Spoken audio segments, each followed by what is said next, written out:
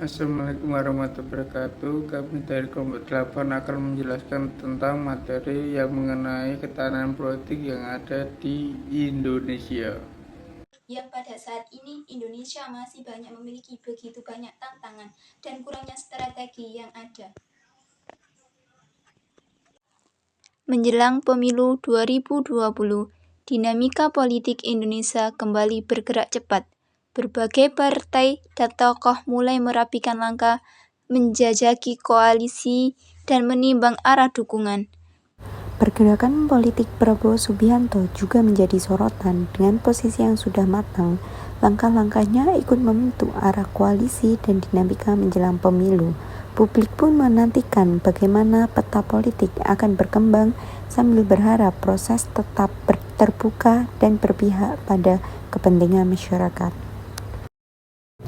Di sisi lain, dinamika politik dalam peredaran berita hoaks di media sosial juga terus menjadi tantangan, baik sebelum maupun sesudah pemilu.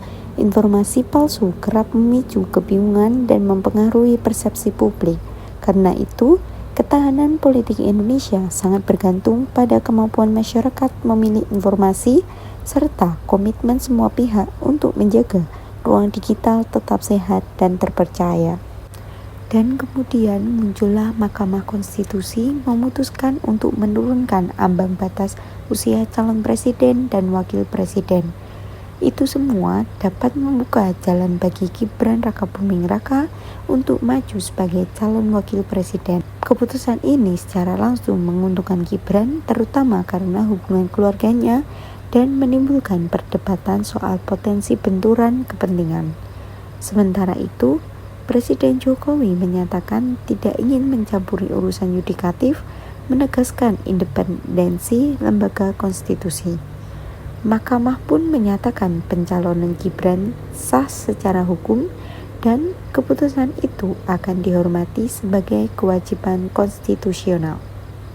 Tapi tak sedikit suara protes juga muncul kemudian dan tekanan politik terus berlanjut bahwa menegaskan ketahanan demokrasi tidak hanya soal hukum, tapi juga integritas dan kepercayaan publik.